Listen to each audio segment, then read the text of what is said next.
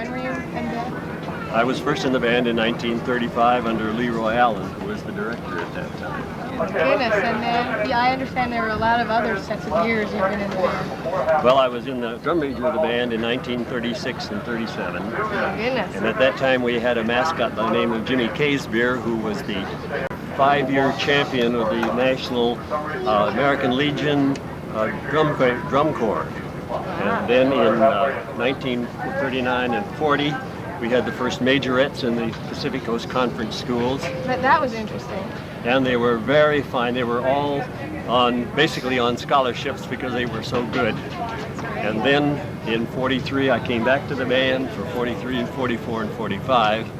At that time, we had the juniors and seniors from the University High School join the band, so we had enough to make a presentation on the field. Right. Now, at that time, were a lot of the people who would have been in the band in the service, or was it just a tiny little band? The fellows were in the service, yes. Oh, my goodness.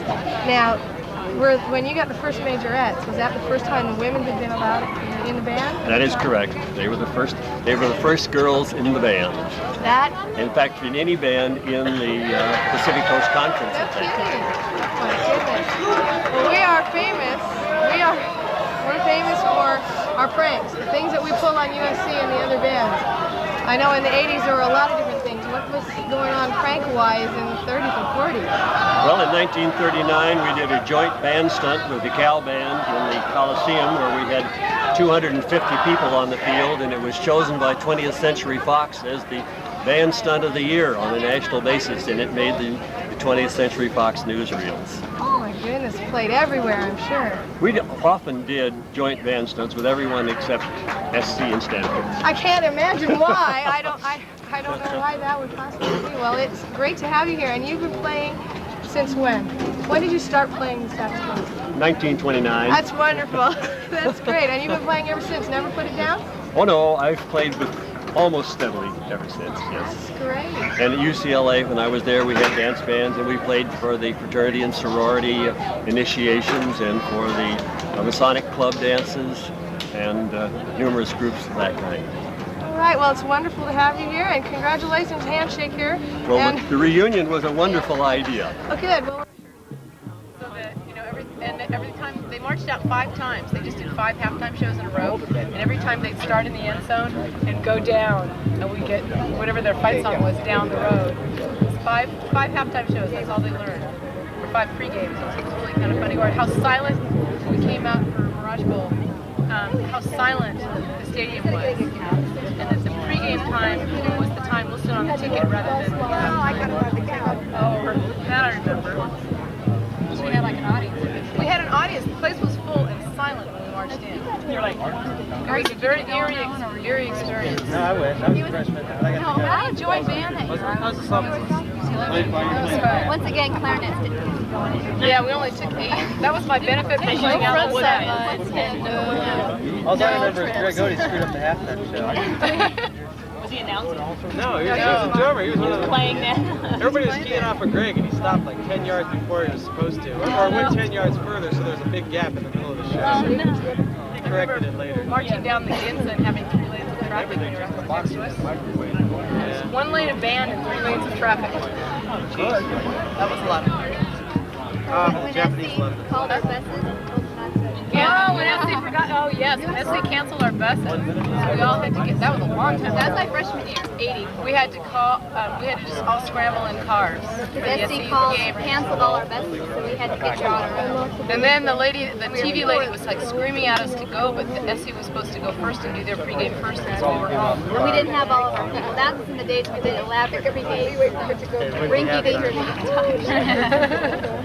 That was scary trying to walk. I was there, and I remember having to leave the stadium wearing that stupid uniform in the middle of Trying to walk to your car. trying to walk to your car. Oh shit! And we're like, oh shoot! Spit on us. Exiting. That was My career should be in a Cal game and dodging fruit. But yeah, Steve Graham got hit with a tomato. I remember. I got hit with a bagel in Cal my first year. Throwing frozen tomatoes and frozen oranges, big dents in the tubers. And I actually do remember when Kelly passed out at Cal. Screaming at us as we came out the tunnel, and then that was etched in my memory. I was with Sawhill and Kel. I was in the 60s, the early 60s. Yeah. Well, when they came out, I ended up having the first person that Clarence auditioned when he came over from USC. And I had just gotten out of the Korean War. And, it wasn't over though. Yeah. Ended up trying to get 4 trombones. We ended up with 3, and then Clarence one afternoon said, "Oh, great, you saw this kid on campus and you had played trombone." Says, "I got our 4th trombone." He loved to recruit. Well, he had to. I mean, well, he recruited me before he even told me what instrument I was going to play. Yeah. No, I was telling him that I was going to. I needed experience when going into teaching to get some experience in the marching band. He said, "Well, here, sign up and go on the." This was my senior year, and he told me, "So be out there at 3 o'clock." I said, "Fine, but what instrument do I play?" He said, "Glock." I said, "What's a Glock?" He said, "Okay, I know what it is." He said, "But I've never played it." He said, "You played piano?" "Yeah." "Okay, then you know how to play that. Get down, get the feel of it, be out in the field. You have 2 days to learn how to march, and then you got to start playing." Taught people how to but play that's one of the fun things. Anything. Whatever, but he got the bodies out there. I'll say that. Yeah, he did. But, when he came to UCLA, we had a period of time where the cardigan look and everything like that. And, that was part of what he did. Is this going to be for the alumni situation, or what's? Yeah, what's your name, sir? My name is Jack Sodikoff. Okay, what year were you in the band? I was in the band in 1961 through 63. 1748. That was my son who just made that comment. He's now an alumnus. That gives you an idea how old I am. Can't believe that. And sir, you? I came to UCLA in '52 and participated in '57, and then hung around with Kelly and Clarence. So the end of their period. That was a lot of fun. Yeah, it was a lot. We never used to lose the football games to the SC band. Well, we had a damn good approach. We only lost one in 4 years, I think. Yeah. We lost a few football games, the regular, but it was a total shame to lose to them, with the band playing football. So, I mean, that's terrible. I think they only won because they cheated anyway. So. Well, we never had to use excuses in our days. I mean, we won. I mean, it was a given. It was a given. I'm gonna get. It was a lot of fun. The show I should have done was the SC UCLA show in '63, but that was canceled the day of the Kennedy assassination, which was the following day. So we didn't know what the situation was until after the weekend. Then when we got the news, it was Thanksgiving weekend, neither our band or the SC band were going to be able to field the full band. So the 2 bands went on the field, did the national anthem together, and there was no halftime show. One because we just didn't have the bandsmen. Some of the bands were out of town. So that sliced my so-called marching band career quite suddenly. You got an idea of how important it was compared to the everything we do, high-tech shows. But that's but even there, history had its effect.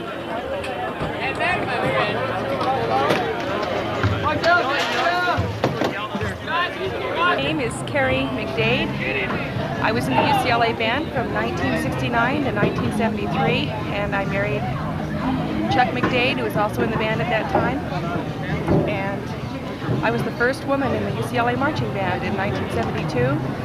In 1969, in the spring, I had auditioned for the band and was selected to play in the wind ensemble. And Kelly James sent me a letter while I was still in high school in '69 and said, "There seems to be a problem with your audition." And I sent the letter back and said, "I already auditioned for Dr. Sawhill, and I assume I'm in the wind ensemble, and I want to be in the marching band." And he sent me a letter back that said, "Women are not allowed in the marching band." So I saved that letter for 4 years.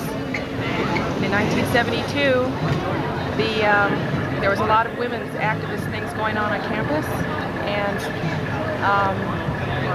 the student body president, I think his name was Steve Halpern, had gotten wind that there were no women in the marching band, and they approached the band directors and said, "We understand you don't have women in the marching band," and their answer was, "We have women in the band program at UCLA."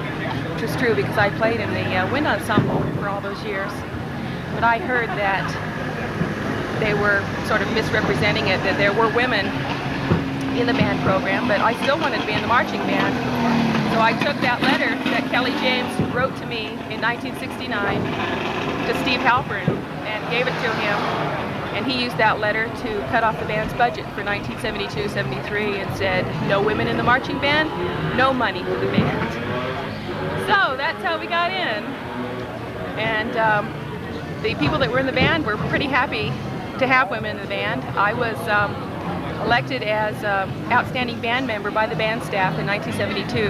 So the guys in the band were behind me, and it was all the band directors, and we got a lot of grief for it, but I got in and I got to go to a lot of basketball finals that year. It was great.